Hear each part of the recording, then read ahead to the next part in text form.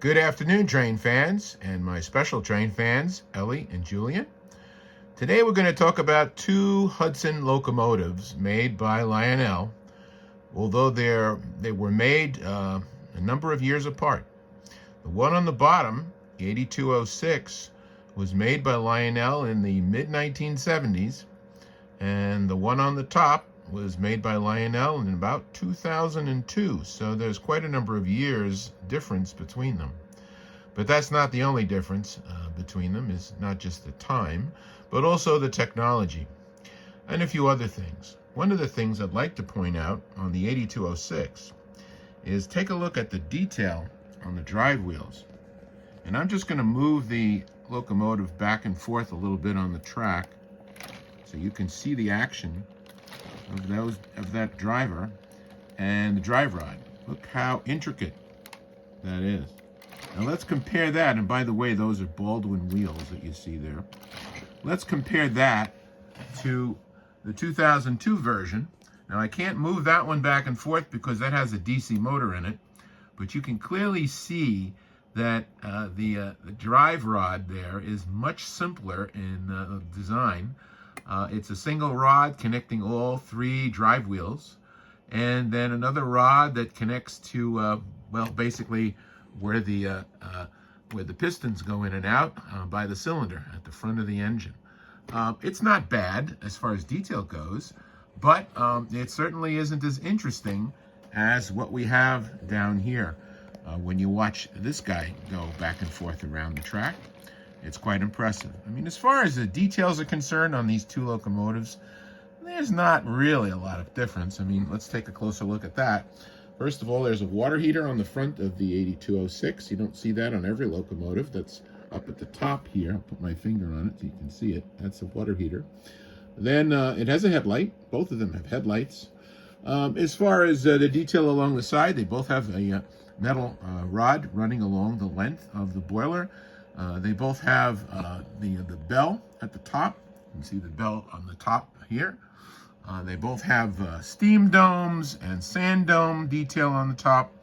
And the cabs are fairly nicely done here. You notice the 8206 has a shade, and the 5350 does not have a shade. They both have some detail below where the ash dump would be under the firebox.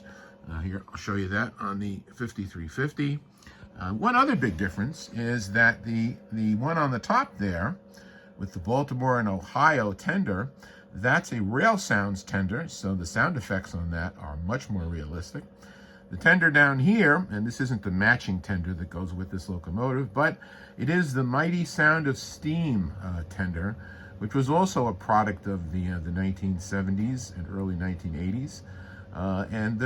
It was not exactly as realistic as the Railsounds, which came at the tail end of the 1990s and into the 2000s from Lionel. So there's quite a bit of difference between these two.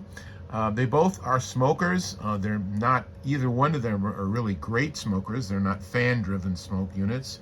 It basically uses the movement of the wheel that pushes a pump down by where the smoke box is, that has the smoke come out of the chimney, but it's not what I would call voluminous.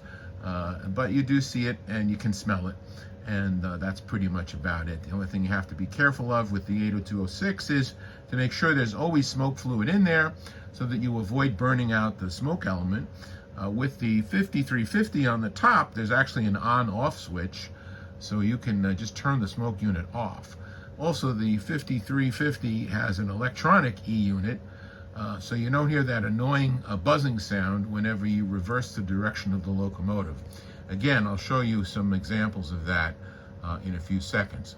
Anyway, I hope you're enjoying these videos, and please like, comment, and subscribe, and we'll see you next time on the Marsania and Harlem River Railroad. Until then, run your trains. So here's the sound effects of the 5350. I'm just going to blow the whistle for you.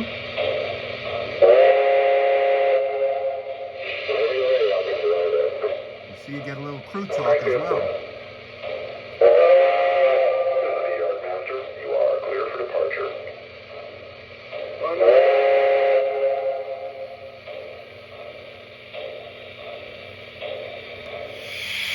here is the mighty sound of steam. I don't know how well you can hear that, but this is the sound that the mighty sound of steam engine makes when it is sitting in the neutral position.